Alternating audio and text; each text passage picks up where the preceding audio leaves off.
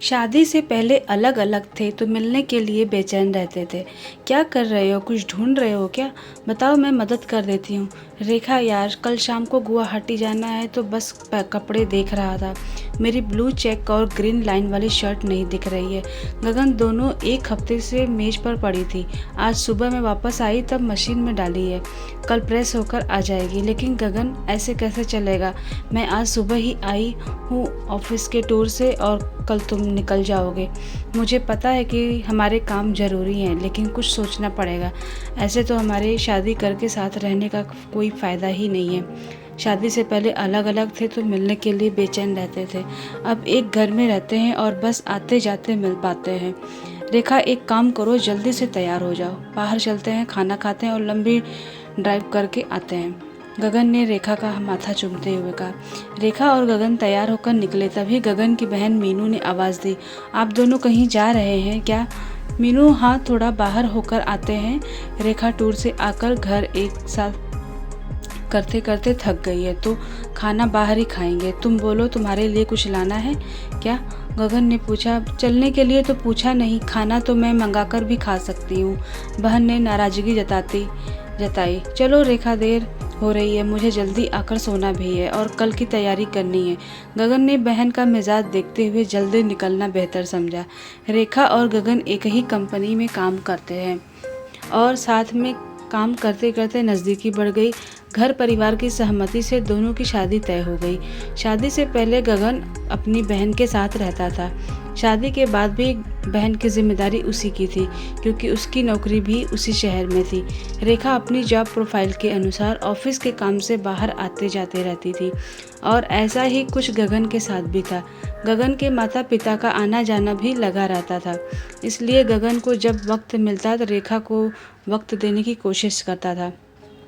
देख लो माँ, अपने बेटे को रात में अपनी बहन को अकेले घर में छोड़कर पत्नी को घुमाने लेकर गया है। ना घर में खाना बना है, ना कोई हालचाल पूछना है, बस निकल गए सैर सपाटा करने। बहन ने माँ को फ़ोन करके भाई की शिकायत की। आज मौसम बहुत अच्छा हो रहा है, चलो थोड़ी देर उधर सड़क के किनारे बैठते हैं। गगन, बहुत देर हो गई है। गगन, हमें चलना चाहिए। रेखा, चलते हैं यार, कहाँ रोज़ रोज़ ऐसा सुहाना मौसम और हसीन साथी मिलता है। गगन, आज मौसम बड़ा बेईमान है। आज मौसम आने वाला कोई तूफान है।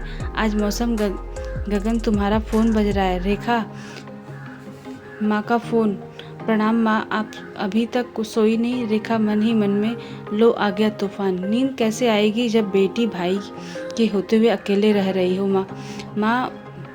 माँ, जब मेरी शादी नहीं हुई थी तब भी बहन अकेले ही रहती थी जब मैं टूर पर होता था। रेखा और मैं ज़्यादातर बाहर ही रहते हैं और एक दिन में अपनी पत्नी को घुमाने क्या ले आया, खबर आप तक पहुंच गई। गगन ने माँ के भावनात्मक अत्याचार का जवाब दिया। जब रेखा घर पर नहीं होती तब तेरी बहन ही सब कुछ देखती है ना, और अगर तू झूठे भी उसे पूछ लेता तो क्या वो साथ चल देती? इतनी समझ तो उसमें भी है, लेकिन तूने तो झूठे भी उसकी भावना को नहीं समझा। माँ, मैं ये नहीं कहा कि बहन कुछ नहीं करती, लेकिन जब से रेखा शादी होकर आई है वो सब काम रेखा के लिए छोड़ देती है। मैंने एक हफ्ते से अपनी 2 शर्ट धोने के लिए बोला था, मशीन में ही तो डालना था, वो भी आपकी बेटी से नहीं हुआ।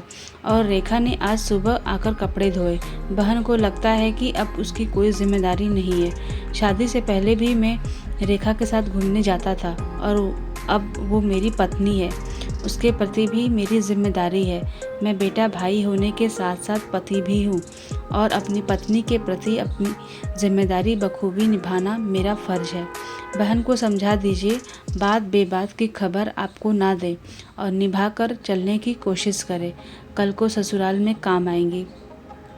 अब हम घर जा रहे हैं। प्रणाम माँ।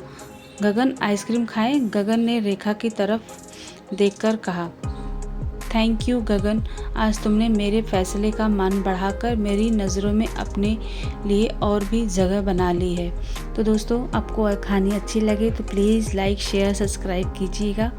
अब मिलते हैं अभी नेक्स्ट कहानी में, तब तक के लिए बाय बाय।